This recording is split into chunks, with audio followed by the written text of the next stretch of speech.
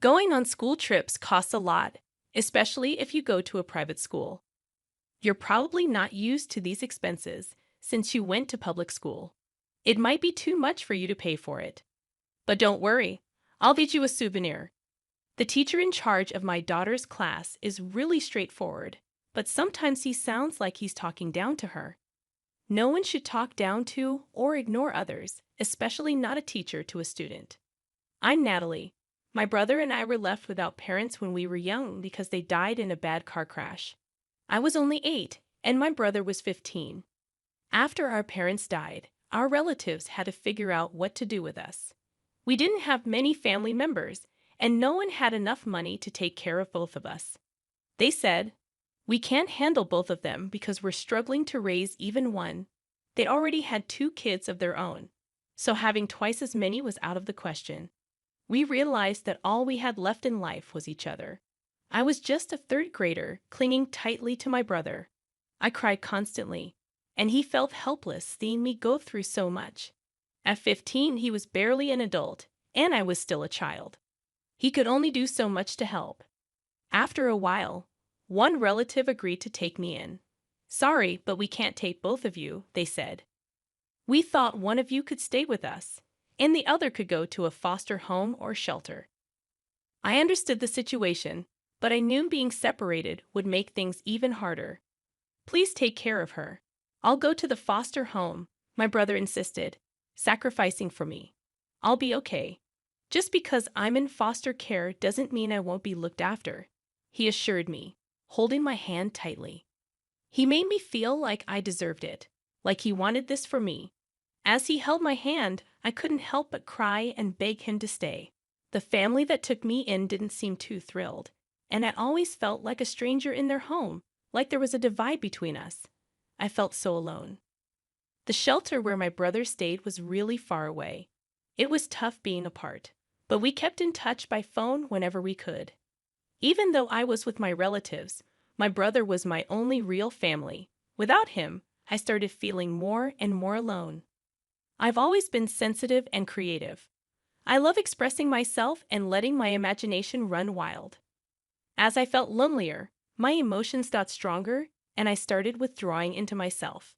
Through middle and high school, that feeling of loneliness stuck with me.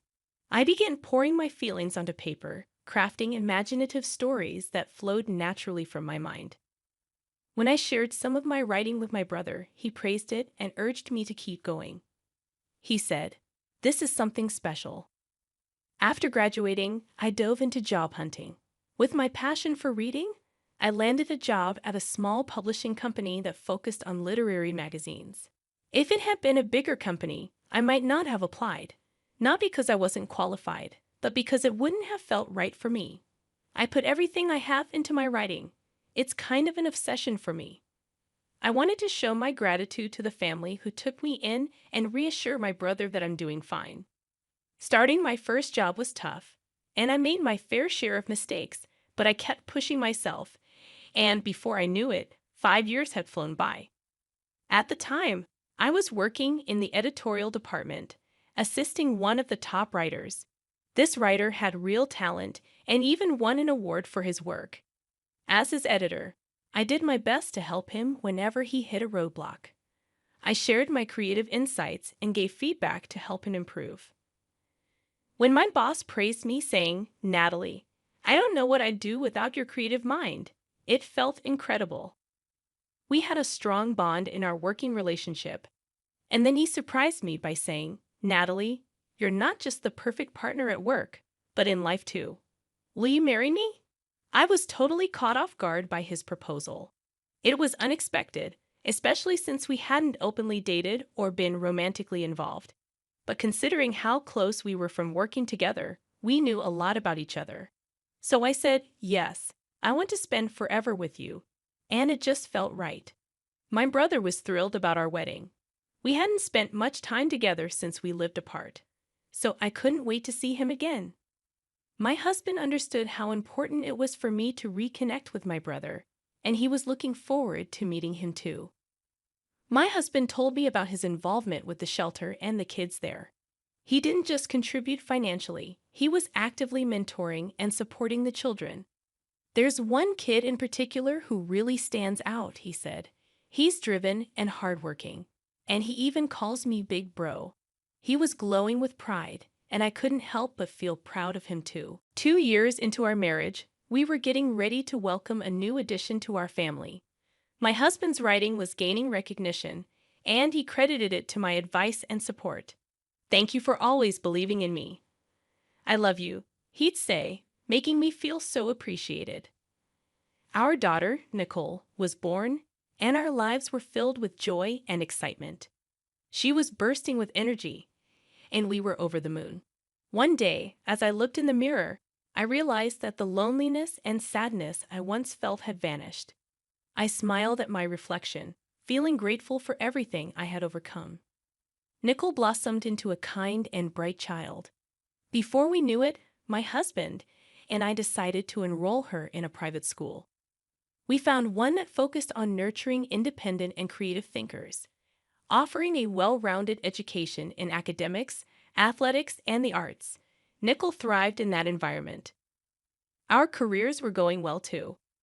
But when Nicole started 4th grade, we received devastating news about my husband. He was diagnosed with terminal cancer, and it had already spread too far for treatment by the time we found out. We went to the hospital together, but I returned home alone. I stayed by his side, praying for a miracle, but it wasn't meant to be. I was scared that the loneliness I once felt would return, but this time I had Nicole. I had to stay strong for her. I changed my mindset and focused on moving forward. Nicole and I leaned on each other for support as we faced life without my husband. Every moment became more precious, and I vowed to cherish every second. As Nicole started her final year of elementary school, she was nervous about meeting new classmates and teachers, but she knew she could handle it by the time. As the first semester ended, I noticed Nicole became increasingly quiet about school, especially after spring break. Starting the second semester of 5th grade, she seemed even more distant. My worry grew. Was she not enjoying school? Was she being bullied? But as the second semester neared its end, nothing changed. Today, I had to confront her. I couldn't ignore it any longer. "Hi, I'm Nicole, and I'm in 5th grade. Last year, my dad passed away, and it was really tough for me and my mom. But my uncle helped us through it, and I'm grateful my mom was able to heal. I was excited to start 5th grade, even though I knew I have a new teacher and classmates, except for one friend from last year. Our teacher is 28 and has been teaching for 6 years.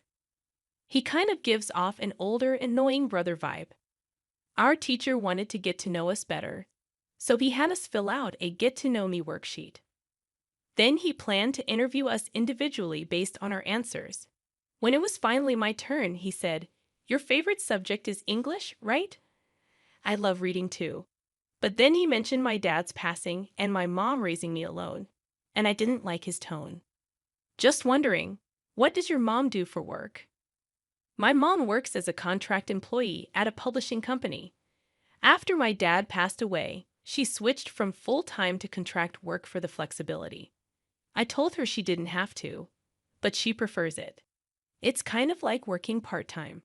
How do you guys afford the school? You must be having a tough time." It felt like my teacher assumed we were barely getting by. It didn't seem sincere. Then he made more comments about our finances, like he pitied us, like we were pathetic. His attitude during that conversation really bothered me, so I tried to avoid him afterward. But he kept approaching me, usually when I was alone, and would say things like, "Struggling with money is stressful, right? Is your mom still working part-time? Can you afford next semester's tuition?" I tried to brush it off and be mature about it. Once, I even argued back, saying we weren't poor, but he didn't stop. So I decided it was best to keep my distance. He laughs and thinks it's because he's right. I decided to stop talking to my mom about school altogether because I didn't want to involve her. I could tell she was getting worried about me. Then, over spring break, my teacher assigned us a book to read, a popular novel by an author named Curie. The main character had a tough childhood but eventually succeeded in life. After class, my teacher approached me when I was alone. That book starts with a rough childhood, which I bet hits close to home for you, he said. But let's be real, life isn't like a fairy tale. People from poor backgrounds usually stay that way. It's a cycle, you know? He laughed and sarcastically apologized for making me read it. I felt so alone and powerless. I couldn't believe he was my teacher. I dreaded going back to school after spring break. I wanted to change my attitude to stop worrying my mom, but my teacher kept picking on me. I couldn't understand why he enjoyed taunting me. I tried ignoring him, but one day I couldn't take it anymore and snapped back. He was speechless at first, then angry. As he walked away, he muttered, "You're a feisty one, aren't you? I'll remember this." That's when I realized I should have just ignored him. At the end of the school year, there's this big 5th grade field trip everyone's excited about, even though it's not happening yet. People in class started buzzing about it, and once again, the teacher singled me out. Those school trips are pricey, especially compared to public schools. "Wonder if you'll have to sell the house to afford it," he said with a smirk. "I'm looking forward to it, but hey, don't sweat it if you can't make it. It's a luxury, and you've got more important things to worry about. Better to stay home." He even hinted it would be better for the school if I didn't go, like payback for snapping at him. Then there was this incident where a classmate's Nintendo Switch went missing. The teacher insinuated that kids from poor families might have stolen it out of jealousy, looking straight at me. My friend started asking questions, but I kept quiet to avoid his smart remarks. Later, when we were discussing middle school plans, the teacher suggested I reconsider staying at the private school. He doubted my mom could afford it and suggested we look into public school instead. He kept belittling us, saying it's stupid to stretch beyond our means. I couldn't take it anymore. I stormed out of the conference, tears streaming down my face. I was so frustrated with him. When I got home, my mom sat me down and asked what was really going on, so I told her everything. I was speechless hearing my daughter's words. I couldn't believe she'd been dealing with harassment at school, especially from her teacher. She didn't want me to worry, so she kept it all inside. I hugged her tight, apologizing for not knowing. I knew I had to talk to the teacher right away. I decided to record our conversation on my phone, just in case. "I assumed you'd be working hard, just like I am." His response confirmed my daughter's story. I demanded to know why he felt entitled to speak so horribly to Nicole. It was my duty as a parent to make her aware, even though it should be his job as a teacher, a responsibility he seemed to overlook. He had the audacity to suggest we send Nicole to public school if we were struggling financially, but he was wrong. We've never faced financial instability in our lives. His assumptions about our situation were unfounded. He kept interrupting and talking over me, making it impossible for us to have a civil conversation. His immature remarks pushed me to my limit. I warned him sternly, "That's enough. Don't ever speak to my daughter like that again, or there will be consequences." With that, I stormed out, leaving him speechless. After our confrontation, Nicole said he stopped bothering her altogether. I was surprised she let it go so easily, but thankfully, she made it through to graduation unscathed. Unfortunately, I couldn't make it to the parent-teacher conference afterward. Nicole confidently chose to attend the same middle school as her friends, despite the teacher's mocking laughter. "I'm here with my sister for my niece's graduation," Joseph said, suddenly realizing that Nicole was his niece, and then recognizing me as his sister. It was time for me to set the record straight. My late husband was a renowned writer, and we still receive royalties from his work. We're financially secure because of that. Plus, I have my own steady income. He was stunned. "The author Kiri, whose work inspired you and whom you admired, is actually me. It's a pseudonym I used. You can imagine the royalties from that alone." My husband and I enjoyed collaborating, but I also wanted to pursue my own writing. After his passing, I shifted to a more flexible job to focus on my writing full-time. I poured my heart into my writing, and as I continued, I improved. I couldn't have stopped working altogether, but I enjoy the company and value the routine. That's how I finally completed my book. Joseph saw parallels between his upbringing and the author's story, but instead of overcoming his past, he projected his resentments onto others, including my daughter. He wrongly assumed my family was struggling and belittled us. Such behavior is unacceptable, especially from a teacher. He's not fit for the role. He didn't respond and instead broke down in tears in front of everyone. My brother reported him to the principal, leading to Joseph's swift termination. I provided the principal with recorded evidence of my confrontation with Joseph, which left my brother speechless upon hearing.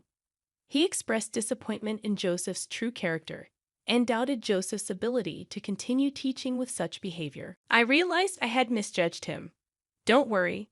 People like him are rare, otherwise the world would be doomed. I hope I never become like that. My brother chuckled at Joseph's behavior. You should focus on your own happiness now.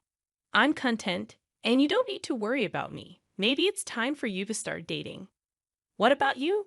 You could date and be even happier. As long as you're happy, I'm happy. But a new dad? My daughter is wise beyond her years. She's my happiness. Why do we feel so alone? Is it in our minds, or do we close ourselves off from seeing the beauty around us? The answer lies within our hearts.